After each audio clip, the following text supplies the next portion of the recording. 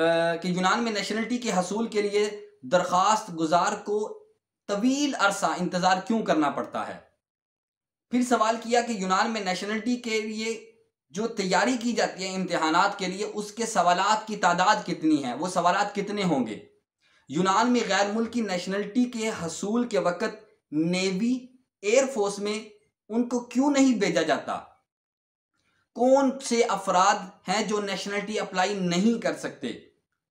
अगर किसी शख्स की दरख्वास्त एक बार रिजेक्ट हो जाए तो क्या वो दोबारा अप्लाई कर सकता है। फिर सवाल कि जिन लोगों ने काफी अरसे से नेशनलिटी के लिए दरखास्तें जमा करवाई हुई हैं, उनका केस आगे क्यों नहीं बढ़ रहा, उसमें ताखीर क्यों हो रही है। फिर शाह साहब ने उनसे सवाल किया कि मिस्टर सेक्रेटरी, जो बच्चे 18 साल से कम उम्र यूनान में आए और वो स्कूल भी नहीं गए, वो छोटी उम्र होने की वजह से नेशनलिटी ले सकते हैं क्या। यूनान में ऐसा कोई कानून मौजूद है। वो छोटे हैं, स्कूल भी नहीं गए, तो उसका जवाब भी आगे चल के प्रोग्राम में देंगे। फिर शाह साहब ने उनसे सवाल पूछा कि अगर कोई शख्स यूनान में रहता है, उसको नेशनलिटी मिल जाती है, मगर उस शख्स के बच्चे पाकिस्तान, इंडिया, बांग्लादेश, अफगानिस्तान या किसी मुल्क में हैं, बंदा तो खुद यूनान में मौजूद है जिसको नेशनलिटी मिली, मगर बच्चे उसके पाकिस्तान में हैं, तो क्या उस बच्चों के वालिद को या वालदा यहां पे रहती हैं, वो जिसके बहुत कम चांस होते हैं, अगर वालिद को नेशनलिटी मिल गई तो क्या वालिद को नेशनलिटी मिलने की वजह से इंडिया, पाकिस्तान, इंडिया, बांग्लादेश, अफगानिस्तान वगैरह उन ममालिक में बैठे हुए उस शख्स के बच्चों को खुद ब खुद नेशनलिटी मिल जाएगी या नहीं। तो ये भी सवाल शाह साहब ने उनसे किया। फिर शाह साहब ने सवाल पूछा कि ऐसे बच्चे जो यूनान में पैदा हुए और उनमें से किसी के वालिदैन के पास नेशनलिटी नहीं है, पैदा यूनान में हुए, नेशनलिटी नहीं है उनके पास, क्या ऐसे बच्चों को यूनान में पैदा होने की वजह से नेशनलिटी मिलने का कोई कानून मौजूद है। जैसे कई ममालिक में मौजूद है कि बच्चा उस मुल्क में पैदा हो तो खुद ब खुद नेशनलिटी मिल जाती है, तो क्या यूनान में भी ऐसा कानून मौजूद है या नहीं। तो शाह साहब ने ये सवाल किया, इसके जवाब भी देते हैं आगे चल के। शाह साहब ने फिर आगे सवाल किया कि कितनी उम्र के अफराद बगैर किसी यूनानी जुबान का इम्तिहान दिए नेशनलिटी अप्लाई कर सकते हैं और कैसे कर सकते हैं। फिर शाह साहब ने सवाल किया कि नेशनलिटी के लिए जब दाखिला लेते हैं, दाखिला लेने के फौरन बाद पहला काम क्या होता है, पहला काम क्या करना होता है, और नेशनलिटी के दाखिले कब से शुरू होंगे, इसका पारावूला कितना होगा, इसकी तफसील क्या होगी, कोई एक बार रिजेक्ट हो जाए दोबारा इम्तिहान दे सकता है कि नहीं दे सकता। तो आज इन तमाम सवालात के जवाबात इंशाअल्लाह अज़ीज़ इस प्रोग्राम में आपको दिए जाएंगे। तो मैं प्रोग्राम का शुरू करता हूँ, प्रोग्राम को आगे बढ़ाता हूँ। सबसे पहले नाज़रीन मोहतरम, सैयद मोहम्मद जमीर शाह साहिब ने जब उनसे टाइम लिया, वजारत शहरियत से मिस्टर अथनासियुस बालिरबास से जब टाइम लिया प्रोग्राम के लिए, तो सैयद मोहम्मद जमीर शाह साहब के हमरा यूनान के मारूफ सहाफ़ी जानी पहचानी शख्सियत सैयद अशीर हैदर साहिब, वो भी सैयद मोहम्मद जमीर शाह साहब के हमरा थे, वो भी इंटरव्यू लेने के लिए शाह साहब के साथ गए थे। तो शाह साहब ने सबसे पहले उनको शुक्रिया अदा किया कि आपने कीमती वक़्त से हमें नवाजा, तो आपकी मसरूफियत तक कोरोना की वबा भी फैली हुई है, तो इसके बावजूद आपने हमें टाइम दिया, आपका बहुत शुक्रिया। तो उन्होंने फिर जवाब दिया सैयद मोहम्मद जमीर शाह साहब को कि हमें इल्म है इस बात का कि आप का प्रोग्राम काफ़ी पसंद किया जाता है, तो मेरे लिए भी खुशी का बायस है कि मैं आपको इनके नए कानून के बारे में बताऊं, नए कानून के बारे में आगाही दूं।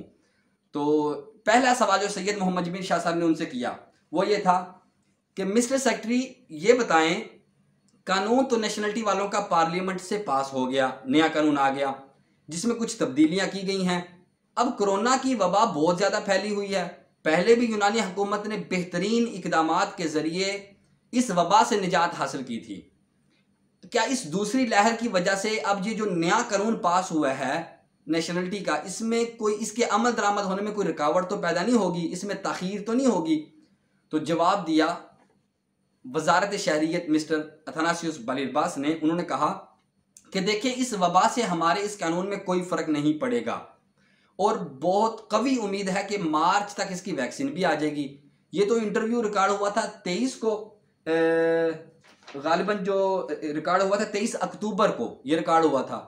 तो आजकल जो जब मैं प्रोग्राम रिकॉर्ड कर रहा हूँ आज 30 नवंबर है, तो जाहिर बात है आजकल जो हम खबरें सुन रहे हैं उसके मुताबिक तो ये कि जनवरी के पहले ही, जनवरी के आगाज़ में, नए साल के शुरू में ही वैक्सीन आ जाएगी। मगर उस वक्त उन्होंने कहा था कि उम्मीद है कि मार्च तक इसकी वैक्सीन भी आ जाएगी। तो उन्होंने बताया कि इसमें ताख़ीर इस वजह से हो रही थी कि कुछ लोगों के रेजिडेंस परमिट खत्म हो चुके थे और वो रिन्यू नहीं हो रहे थे। अब मैंने अप्रूवल भी दे दी है कि जिन लोगों के अगर उन्होंने नेशनलिटी अप्लाई की हुई है तो उनके कार्ड वगैरह खत्म हो गए, उनके कार्ड जल्द से जल्द रीन्यू किए जा सकें ताकि इनके केसेस जल्दी हल किए जाएं। ये वजारत शहरियत के जनरल सेक्रेटरी उन्होंने जवाब दिया। अब आगे बढ़ते हैं। सवाल नंबर 2, सैयद मोहम्मद जमील शाह साहब ने उनसे सवाल पूछा कि मिस्टर सेक्रेटरी ये बताएं कि जो नेशनलिटी का कानून तब्दील हुआ है उसमें क्या कुछ तब्दीलियां की गई हैं, जो बहुत कहने के तब्दीली आ गई है और नई चीज़ें ऐड की गई हैं, कुछ चीज़ें ख़त्म की गई हैं कानून में। तो जवाब दिया वजारत शहरियत के जनरल सेक्रेटरी ने कि नेशनलिटी के कानून के आर्टिकल 5 में कुछ तब्दीलियां की गई हैं। पहले कानून ये था कि जो लोग नेशनलिटी अप्लाई करते थे वो डायरेक्ट इंटरव्यू दिया करते थे और पहले सारे यूनान में एक ही दिन इंटरव्यू नहीं होते थे। आइंदा से ये इम्तिहानात सारे यूनान में एक ही दिन हुआ करेंगे और इस इंटरव्यू की तैयारी के लिए हम फरवरी 2021 तक जो सवालात होंगे उन सवालात को अपनी वेबसाइट पर अपडेट कर देंगे ताकि जो नेशनलिटी का इम्तिहान देना चाहें वो उन सवालात की तैयारी कर ले। अब ये उनका जवाब था। आगे सवाल नंबर 3, नेशनल शाह साहब ने सवाल पूछा कि मिस्टर सेक्रेटरी अब ये बताएं कि नेशनलिटी के इम्तिहानात की तैयारी में कितने सवालात होंगे। जिन सवालात की आप कह रहे हैं कि वो अपडेट कर देंगे फरवरी तक, वो सवालात कितने होंगे, उनकी तैयारी जो करनी है हमने। तो मिस्टर सेक्रेटरी ने जवाब दिया कि टोटल सवालात पहले 500 हुआ करते थे, अब हमने ये सवालात 400 कर दिए हैं। ये काफ़ी फ़र्क है नाजरीन।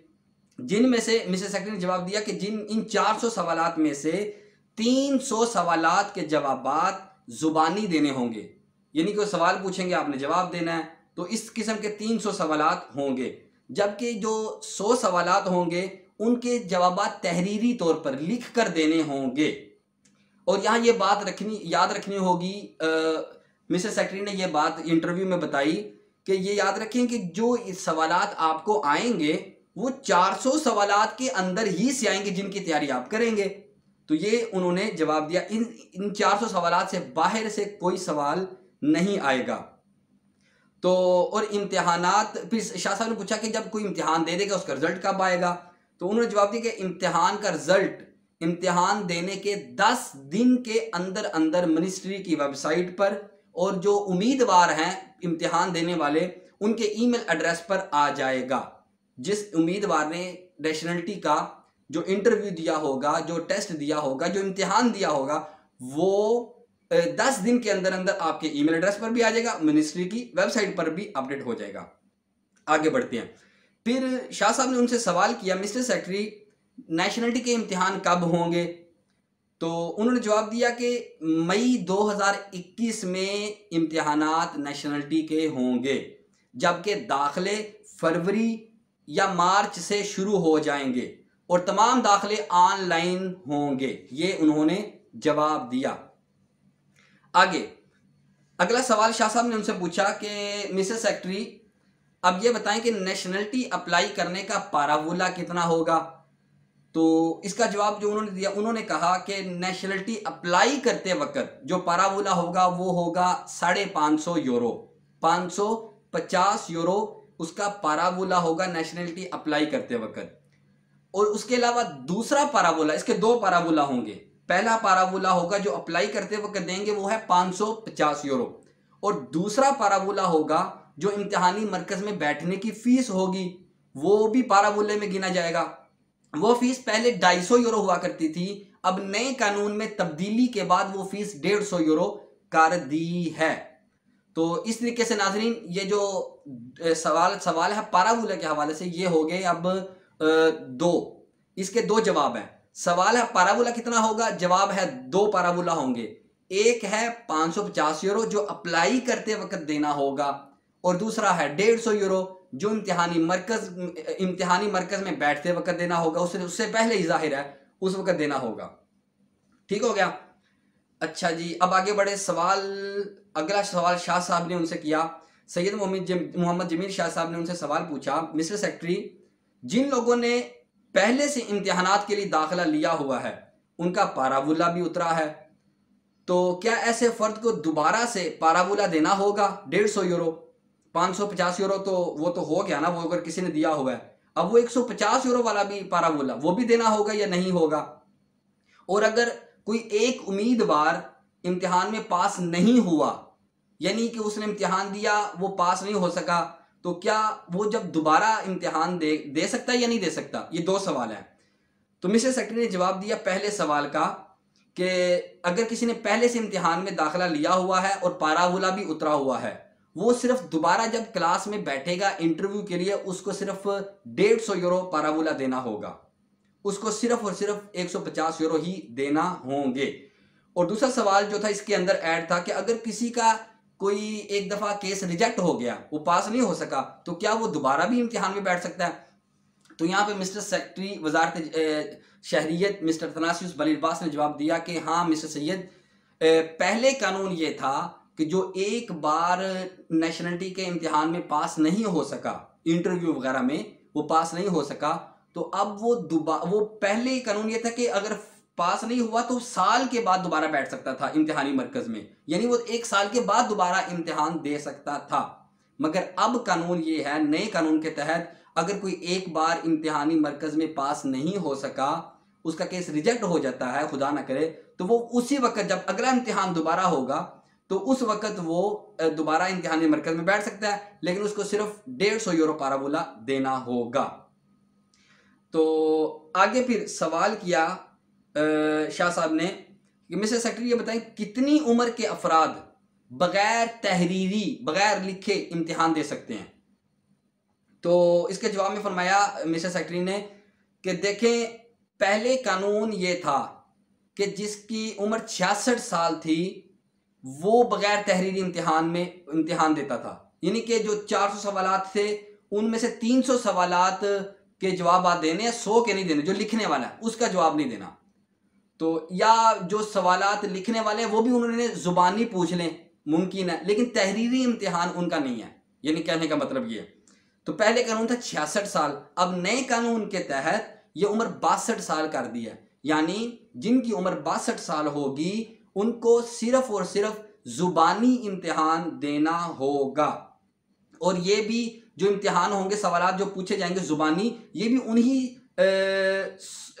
उन्हीं सवालात में से होगा जिनकी तैयारी के लिए वेबसाइट के ऊपर मिनिस्ट्री अपडेट करेगी, उन्हीं सवालात में की तैयारी करेंगे ये अफराद भी जिनकी उम्र 62 साल से ज़्यादा है, तो वो भी इसी तरीके के तहत, इसी सिस्टम के तहत इम्तिहान देंगे, इनके लिए कोई अलग मरकज़ नहीं होगा वगैरह वगैरह। अगला सवाल, शाह साहब ने फिर उनसे सवाल पूछा, मिस्टर सेक्रेटरी आप ये बताएं कि साल में कितनी बार नेशनलिटी के इम्तिहानात हुआ करेंगे? तो जवाब दिया देखें, साल में 2 बार ये इम्तिहानात हुआ करेंगे, यानी अगर कोई इम्तिहान अगर अब जनवरी में होता है तो फिर जून में होगा, जून में हुआ है तो फिर वो दिसंबर या जनवरी में, जो 6 महीने के बाद टाइम लिमिट बनती है।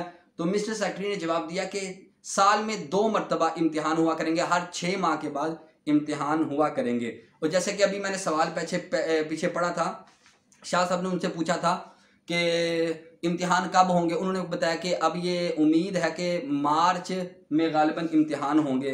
मिस्टर सेक्रेटरी ने यह बताया था कि मार्च 2021 में ये इम्तिहान होंगे। तो अगर मार्च में हुआ तो फिर दूसरे इम्तिहान 6 महीने के बाद होंगे, ये ज़हन में रख लें। अच्छा जी, आगे है अगला सवाल जो शाह साहब ने उनसे किया था वो है जी ये, शाह साहब ने पूछा कि मिस्टर सेक्रेटरी ये बताएं कि नेशनलिटी के इम्तिहान की तैयारी के लिए हुकूमती सतह पर इन 400 सवालात की तैयारी के लिए कोई लैंग्वेज स्कूल का इहतमाम किया गया? कहीं बैठ के वो जो लोग नेशनलिटी का इम्तिहान देना चाहते हैं, 400 सवालात की तैयारी करना चाहते हैं, तो क्या हुकूमती सतह पर कोई लैंग्वेज स्कूल का इहतमाम किया जाएगा या नहीं? क्योंकि इससे पहले उम्मीदवारान को तैयारी के लिए कोई बंदोबस्त, उनके लिए कोई लैंग्वेज स्कूल का इहतमाम वगैरह ऐसा नहीं हुआ करता था। जैसे ग्रीक जुबान अल्फादियों के इम्तिहानात की तैयारी के लिए हुकूमती सतह पर कोई भी स्कूल वगैरह का लैंग्वेज जो जहाँ पे सिखाई जाती है ऐसा बंदोबस्त नहीं था। तो इसके जवाब में जवाब दिया मिस्टर सेक्रेटरी ने, फरमाया जी बिल्कुल, हम वजारत इमिग्रेशन, वजारत तालीम और दीमुस एथन से एक मीटिंग रखेंगे ताकि नेशनलिटी के इम्तिहानात देने वाले उम्मीदवारान तैयारी कर सकें। फिर शाह साहब ने मिसेस सेक्रेटरी को इंटरप्ट करके कहा कि यूरोपियन यूनियन की तरफ से ऐसे फ्री स्कूलों, ऐसे फ्री लैंग्वेज की तैयारी करवाई जाती है मुफ्त में, उनके लिए फंड भी जारी किया जाता है यूरोपियन यूनियन की तरफ से। इसके जवाब पर सेक्रेटरी साहब ने फरमाया, जी हम इसीलिए इन दोनों वजारतों से और डीमू से मीटिंग कर रहे हैं और उम्मीद करते हैं कि जल्द ही फ्री लैंग्वेज स्कूल की पेशरफ्त मुस्बत तौर पर सामने आएगी। उनको तैयारी के लिए हम मौके देंगे ऐसे स्कूल के ज़रिए से। ठीक हो गया। अच्छा जी, आगे शाह साहब ने सवाल पूछा, मिसेस सेक्रेटरी अब ये बताएं, जो बच्चे यूनान में पैदा हुए और वो स्कूल यूनिवर्सिटीज़ वगैरह में जा रहे हैं, क्या ऐसे बच्चों को भी 400 सवालात की तैयारी करना होगी नेशनलिटी लेने के लिए? तो इसके जवाब में मिसेस सेक्रेटरी ने बताया कि नहीं, जो बच्चे स्कूलों में यूनिवर्सिटीज़ में जा रहे हैं या गए हैं, उनको 400 सवालात की, जो हम वेबसाइट पे 400 सवालात अपडेट करेंगे, उनकी तैयारी करने की ज़रूरत नहीं है। ऐसे बच्चे जिन्होंने जिम्नासियो लीकियो पास किया होगा, उनसे सिर्फ मुख्तसरन सवालों जवाब होंगे बस। फिर यहाँ पे सेक्रेटरी जनरल ने वाज़े किया कि अगर कोई शख्स सन 2000 में यूनान आया था और उसने 6 साल तक स्कूल पढ़ा, फिर छोड़ दिया और कामकाज करने लग गया, यानी कि पुराने दौर में सन 2000 के ये अल्फाज मिसेस सेक्रेटरी के मौजूद हैं, तो उन्होंने कहा कि सन 2000 में जो आया और वो 6 साल तक स्कूल पढ़ा फिर छोड़ दिया, तो ऐसे अफराद को 400 सवालात की तैयारी करके ही इम्तिहानी मरकज़ में बैठना होगा। तो ये उन्होंने जवाब दिया कि उनको तैयारी करना होगी, चाहे वो 6 साल तक स्कूल गए हों, 4 साल, 2 साल, जितने भी स्कूल गए हों, लेकिन ऐसे लोगों को 400 सवालात की तैयारी करनी होगी। तो आगे फिर मिसेस सेक्रेटरी ने खुद कहा कि मिसेस सैयद, आपने एक मरतबा इंटरव्यू में पूछा था, गुज़श्ता इंटरव्यू में, चूँकि शाह साहब ने एक पहले भी इंटरव्यू किया था, वो भी हमारे यूट्यूब इसी चैनल पे जिस पे आप ये प्रोग्राम देख रहे हैं, इस पे वो इंटरव्यू उनका मौजूद है। तो मिसेस सेक्रेटरी ने कहा कि मिस्टर सैयद, आपने पूछा था गुज़श्ता इंटरव्यू में कि जो बच्चे यूनान में पैदा हुए और वो अब स्कूलों में जा रहे हैं, उनकी नेशनलिटी के लिए बहुत अरसे से कोई खातिर खा कानून मौजूद नहीं था। अब नए कानून के बाद हम एक अलहदा से शोबा बना रहे हैं जो सूबा अतीकी, सूबा मकदोनिया में काम करेगा। वो शोबा बगैर किसी ताख़ीर के ऐसे केसेस को देखेगा। किन केसेस को? कि जो बच्चे यूनान में पैदा हुए और वो स्कूलों में जा रहे हैं, उनकी नेशनलिटी के हसूल के लिए हम बहुत जल्द ये मामला हल करेंगे, ये उन्होंने जवाब दिया। आगे बढ़ते हैं अगले सवाल की तरफ। सैयद मोहम्मद जमील शाह साहिब ने, नाज़रीन मैं आपको बताऊं कि ये जो मैं जिस तरीके से आपको सवाल जवाब करके बता रहा हूँ, चूँकि मैं थोड़ा तेज़ी से पढ़ रहा हूँ और कोशिश करूँ कि आसान अल्फाज में समझा भी सकूँ, तो शाह साहब ने उनसे बड़े आराम तहम्मुल से इनका वो जो इंटरव्यू वगैरह किया, तो मैं थोड़ा जल्दी में आपको बता रहा हूँ। सैयद मोहम्मद जमील शाह साहब ने उनसे सवाल पूछा कि मिसेस सेक्रेटरी ये बताएं, जो बच्चे यूनान में स्कूलों में जा रहे हैं, जब ऐसे बच्चों के लिए नेशनलिटी अप्लाई करने का वक्त आता है तो बच्चों के वालिदैन से अटेस्टेशन शुदा, तस्दीक शुदा निकाहनामा मांगा जाता है। हालांकि बच्चों के पास आदिया पारामोनिस वगैरह होते हैं, और बल्कि जब बच्चों को यूनान बुलवाने के लिए पेपर अप्लाई किए जाते हैं, तब निकाहनामा समेत दीगर डॉक्यूमेंट्स की तस्दीक तमाम मराहल से गुजरती है, तब जाके बच्चे यूनान पहुंचते हैं। तो मिसेस सेक्रेटरी बताएं, क्या दोबारा निकाहनामा तस्दीक करवाना, जो बहुत मुश्किल अमल है, इस पर यूनानी सफारत खाना जो इस्लामाबाद है, इस्लामाबाद में वो कई माह का वक्त वहाँ पे लग जाता है तस्दीक के मराहल से गुजरते डॉक्यूमेंट्स की तस्दीक के हवाले से। तो क्या ये ज्यादती नहीं है? यानी कि जब बच्चों की नेशनलिटी अप्लाई करनी है तो फिर दोबारा नए सिरे से अटेस्टेशन करवाओ, निकाहनामा वगैरह, बर्थ सर्टिफिकेट वगैरह, ये सब चीज़ें। तो इसके जवाब में मिसेस सेक्रेटरी ने जवाब दिया कि बिल्कुल सैयद, ये ज्यादती है। जैसा आप हमें मुख्तलिफ चीज़ों या दीगर अमूर के लिए लेटर लिखते हैं, आप एक तहरीरी लेटर हमें लिखें, हम जल्द इस मसले को हल करेंगे और हम भी वजारत खारजा और मुतलका इदारों से बात करके मुस्बत हल निकालेंगे। ठीक हो गया। आगे अगला सवाल शाह साहब ने पूछा, मिस्टर सेक्रेटरी, जो बच्चे पाकिस्तान, इंडिया, बांग्लादेश, अफगानिस्तान या दीगर ममालिक से यूनान आए और वो स्कूल भी नहीं गए और उनके वालिदैन के पास, वालिद या वालदा में से किसी एक के पास नेशनलिटी मौजूद हो, तो क्या वालिद या वालदा के पास नेशनलिटी होने की वजह से बच्चों को नेशनलिटी मिल सकती है? अब फिर सवाल पढ़ता हूं मैं। सैयद मोहम्मद जमील शाह साहब ने सवाल पूछा था मिस्टर अथनासियुस बालिरबाज, जो वजारत शहरियत के जनरल सेक्रेटरी हैं, उनसे कहा मिस्टर सेक्रेटरी ये बताएं, जो बच्चे पाकिस्तान, इंडिया, बांग्लादेश, अफगानिस्तान वगैरह से यूनान आए और वो स्कूल भी नहीं गए, छोटे हैं, और उनके वालिद के पास नेशनलिटी मौजूद हो, छोटे ना हो या बड़े भी हों, क्योंकि आजकल ऐसे भी केस सामने आ रहे हैं ना, जो बच्चे जिनके वालिदैन यहाँ पे हैं और अपने बच्चों को जिनकी उम्र 18, 20, 22, 25 साल है, तो वो स्कूल तो नहीं भेजते ना बाकायदा शुरू से।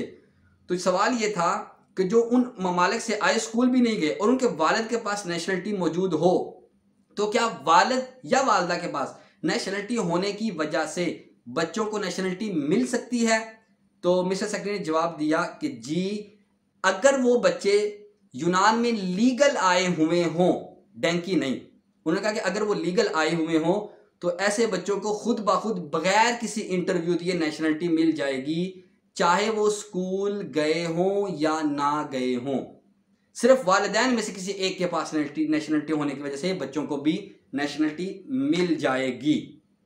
अगला सवाल, सैयद मोहम्मद जमील शाह साहब ने सवाल पूछा, मिस्टर सेक्रेटरी ये बताएं कि अगर वालिदैन में से कोई एक यूनान में हो और उसके पास नेशनलिटी भी हो और उसके बच्चे पाकिस्तान, इंडिया, बांग्लादेश, अफगानिस्तान वगैरह हो, तो ऐसे बच्चों को अपने ममालिक में, उन ममालिक में बैठे बिठाए नेशनलिटी मिल जाएगी, क्योंकि उनके वालिद को या वालदा हो, यहाँ पे कोई एक हो या दोनों हो, किसी एक को नेशनलिटी मिली हो और बच्चे वहां पे हो, इंडिया, पाकिस्तान, बांग्लादेश वगैरह, अफगानिस्तान में, तो क्या उन ममालिक में बैठे बिठाए बच्चों को नेशनलिटी मिल जाएगी? तो मिस्टर सेक्रेटरी ने जवाब दिया, उनको तब तक नेशनलिटी नहीं मिलेगी जब तक वो बच्चे यूनान में नहीं आ जाते और उनका यूनान में लीगल होना जरूरी है। ओके, ये भी हो गया सफा नंबर 4। आगे जी, अगला सवाल, सैयद मोहम्मद जमील शाह साहब ने मिस्टर सेक्रेटरी से सवाल पूछा कि मिस्टर सेक्रेटरी, जिन लोगों ने 2010 से पहले या 2010 तक नेशनलिटी अप्लाई की हुई है, उनकी दरखास्तें अभी तक इल्तिवा का शिकार क्यों हैं? अभी तक उनके इंटरव्यू भी नहीं हुए, इसकी ताखीर की वजह क्या है? तो जवाब दिया उन्होंने, मिस्टर सेक्रेटरी ने, कि जिन लोगों ने 2015 तक दरखास्तें दी हुई हैं, 2010 या 2015 या उससे पहले जिन्होंने भी दरखास्तें दी हुई हैं, मिस्टर सेक्रेटरी बता रहे हैं, ये जवाब दे रहे हैं कि जिन्होंने 2015 तक दरखास्तें दी हुई हैं, हम ऐसे अफराद को सबसे पहले इम्तिहानी मराकज़ में बिठाएंगे। यहाँ मिस्टर सेक्रेटरी ने यह भी कहा कि हमने मिस्टर सैयद कई ऐसे अफराद से राब्ता करने की कोशिश की जिन्होंने काफ़ी अरसे से नेशनलिटी अप्लाई की हुई है, मगर उनसे राब्ता नहीं हो सका। ये वजारत शहरियत के जनरल सेक्रेटरी कह रहे हैं, हमने राब्ता किया हुआ था, कई लोगों से राब्ता किया जिन्होंने पुरानी नेशनलिटी अप्लाई की, मगर राब्ता नहीं हो सका। तो यहाँ पे सैयद मोहम्मद जमील शाह साहब ने इंटरप्ट किया, फरमाया कि मिस्टर सेक्रेटरी, मुमकिन है ऐसे अफराद अगले यूरोपियन ममालिक में चले गए हों या फिर वापस अपने ममालिक में चले गए हों। तो इस पर सेक्रेटरी साहब ने फरमाया, जी मुमकिन है ऐसा ही हो, अलबत्ता जो अफराद यहाँ मौजूद हैं और उन्होंने 2015 तक दरखास्तें दी हुई हैं, पहले हम उनको इम्तिहानी मराकज़ में बिठाएंगे, यानी सबसे पहले नंबर उन्हीं का आएगा जिन्होंने पुराने दौर से 2010, 2015 या उससे पहले उन्होंने अप्लाई की हुई है नेशनलिटी। अच्छा, तो नाजरीन, इस इंटरव्यू में जैसे मैंने आगाज में कहा कि सैयद मोहम्मद जमील शाह साहब सिर्फ अकेले ही नहीं गए, उनकी वजारत में, उनके ऑफिस में इंटरव्यू करने के लिए उस वक्त सैयद मोहम्मद जमील शाह साहब के हमरा यूनान के मारूफ सहाफ़ी सैयद अशीर हैदर साहब भी उनके हमरा मौजूद थे। तो सैयद मोहम्मद जमील शाह साहब ने बल्कि मुबारकबाद पेश की सैयद अशीर हैदर साहब को कि आपको भी कुछ अर्सा पहले अभी नेशनलिटी मिली है, तो आप कोई सवाल पूछना चाहे। तो सैयद अशीर हैदर साहब ने भी जो सवाल पूछा मिस्टर सेक्रेटरी से, वो भी मैं आपके सामने रख देता हूँ। सैयद अशीर हैदर साहब ने सवाल पूछा कि मिस्टर सेक्रेटरी ये बताएं कि यूनानी सफारत खाना इस्लामाबाद हमारे बर्थ सर्टिफिकेट, नकाहनामा वगैरह अटेस्टेशन में यानी तस्दीक में बहुत ताख़ीर कर रहा है, इसके हल के लिए भी कोई खातिर खा काम नहीं हो रहा, यह मसला अरसा दराज से जूं का तूं है, तो इस मसले के हल के लिए आपके पास क्या प्लान है? तो इस पर जवाब दिया सेक्रेटरी साहब ने कि पहले वक्तों में, ये एक बात वजनदार बात है नाजरीन, मैं ये बात कह रहा हूं आपको, जवाब वाकई ये एक पावर रखने वाला जवाब है।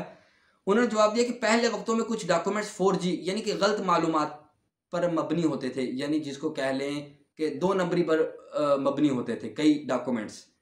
लेकिन अब सिस्टम कंप्यूटराइज्ड आ चुका है, अब हर चीज़ कंप्यूटराइज्ड सिस्टम के तहत हो रही है, चाहे शनाख्ती कार्ड है, निकाह नामे वगैरह हों, कोई भी चीज़ है वो आजकल ऑनलाइन कंप्यूटराइज्ड बन रही है। तो पहले 2 नंबर डॉक्यूमेंट्स होने के शुबा में वो ज़्यादा ताख़ीर होती थी अटेस्टेशन डॉक्यूमेंट्स करवाने में, उनकी तस्दीक वगैरह करवाने में तो ताख़ीर होती थी। इस पर मिस्टर सेक्रेटरी ने बताया कि अब ये कंप्यूटराइज्ड सिस्टम के आने के बाद, जब ये डॉक्यूमेंट्स कंप्यूटराइज्ड बन के आ रहे हैं, इस सिलसिले के तहत अब हम वजारत खारजा, वजारत दाखिला से इस मुतल्लिक बात करके अब मुमकिन है कि जल्द से जल्द मसला ख़त्म करके अटेस्टेशन के काम को तेज़ करें। ये जवाब उन्होंने दिया। अगले सवाल की तरफ बढ़ते नाजरीन। जी हाँ, सवाल ये है, सैयद मोहम्मद जमीर शाह साहब ने उनसे सवाल पूछा कि मिस्टर सेक्रेटरी अब ये बताएं कि यूनान में तारकीन वतन जब नेशनलिटी लेते हैं, किसी भी मुल्क के हों, इंडिया, पाकिस्तान, बांग्लादेश, अफगानिस्तान वगैरह, तो ये जब नेशनलिटी लेते हैं, इनको सिर्फ ज़मीनी फ़ौज में भेजा जाता है, बर्री फ़ौज में इनको भेजा जाता है, इनको समंदरी फ़ौज में या फ़िज़ाई फ़ौज में क्यों नहीं भेजा जाता? तो इसके जवाब में सेक्रेटरी साहब ने जवाब दिया कि ये कानून तो यूनानी लोगों के लिए भी ऐसे ही है, वो सिर्फ ज़मीनी फ़ौज में जाते हैं, इनके जो यूनानी लोग हैं यहाँ के, वो सिर्फ ज़मीनी फ़ौज में जाते हैं, बर्री फ़ौज में जाते हैं, ना ही बहरी और ना ही फ़िज़ाई फ़ौज में वो जाते हैं। सिर्फ फ़िज़ाई और समंदरी फ़ौज में उन लोगों को भेजा जाता है जिन्होंने अपने स्कूल, कॉलेज, यूनिवर्सिटीज़ वगैरह में उन सब्जेक्ट के मुताल्लिक कुछ ना कुछ ख़ास पढ़ा हो, उन्होंने ख़ास सब्जेक्ट सेलेक्ट किया हो। ज़मीनी जिन्होंने फ़िज़ाई फ़ौज में जाते हैं या समंदरी फ़ौज में जाते हैं, हर शख्स को नहीं भेजा जाता, यूनानियों में से भी। तो ये उनका जवाब था। तो उम्मीद है कि आपको समझ आ गया होगा। अगला सवाल अगला सवाल सैयद अशीर हैदर साहब ने पूछा, मिस्टर सेक्रेटरी ये बताएं कि पहले कानून के मुताबिक जो लोग नेशनलिटी अप्लाई करते थे वो पहले मरहले से आखिरी मरहले तक कई कई साल इंतज़ार करते रहते थे। क्या नए कानून में केसेस को जल्द निपटाने के लिए कोई सद्देबाब किया गया है या नहीं? अब केस जल्दी हल होंगे या नहीं? तो इसका जवाब मैं अपने इस जो रिकॉर्डिंग कर रहा हूँ, मैं आपको, आप वीडियो देख रहे हैं, इस वीडियो के शुरू में भी मैं बता चुका हूँ। तो इसका जवाब, ये सवाल के अंदर नया सवाल था, चलिए यहाँ भी उसका जवाब देते हैं। सेक्रेटरी साहब ने जवाब दिया, सवाल दोबारा सुन लें। सैयद अशीर हैदर साहब ने सवाल पूछा था कि मिस्टर सेक्रेटरी ये बताएं पहले कानून के मुताबिक जो लोग नेशनलिटी अप्लाई करते थे वो पहले मरहले से, यानी जब वो दाखिला लेते थे, अप्लाई करते थे, उस वक्त से लेके उनका रिजल्ट आने तक, उनको नेशनलिटी मिलने तक, सॉरी रिजल्ट नहीं, उनको नेशनलिटी मिलने तक कई कई साल इंतजार करना पड़ता था। अब नया कानून जो आया, इस कानून के अंदर क्या ऐसी कोई तब्दीली की गई है कि जिसके अंदर की ऐसी चीज हो कि बस अप्लाई किया और काम रुक ना जाए, नेशनलिटी मिलनी है या नहीं मिलनी, इसका फैसला बस जल्द हो? तो इसके जवाब में सेक्रेटरी साहब ने जवाब दिया कि देखें, नए कानून में इस बात पर भी जोर दिया गया है कि जो शख्स आइंदा से नेशनलिटी लेने का उम्मीदवार होगा उसका मुकम्मल केस कम से कम 6 माह में हल किया जाएगा, कम से कम 6 माह में हल किया जाए। मिस्टर सेक्रेटरी ने वाजे करते हुए यह भी बताया कि अब नए सिस्टम के तहत हम इब्तदा में उम्मीदवार का जो इम्तिहान देने वाला होगा उस शख्स का पासपोर्ट और ज़रूरी डॉक्यूमेंट्स ले लिया करेंगे और उम्मीदवार इम्तिहान देगा। इम्तिहान के बाद हम खुद नए तरीके के तहत तमाम मराहल को मुकम्मल करेंगे। मसलन नए तरीके के तहत मराहल वो कौन से जिनको खुद मुकम्मल करेंगे?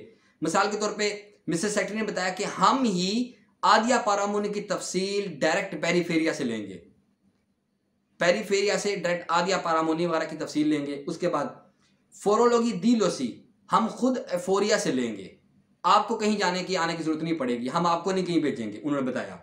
फिर करैक्टर सर्टिफिकेट हम खुद वजारत पब्लिक आर्डर के शोबे से लेंगे और ये तमाम काम ऑनलाइन होंगे और फिर उम्मीदवार वेबसाइट के जरिए अपने केसेस को देख सकेगा। ठीक हो गया नाजरीन, आगे बढ़ते हैं अगले सवाल की तरफ।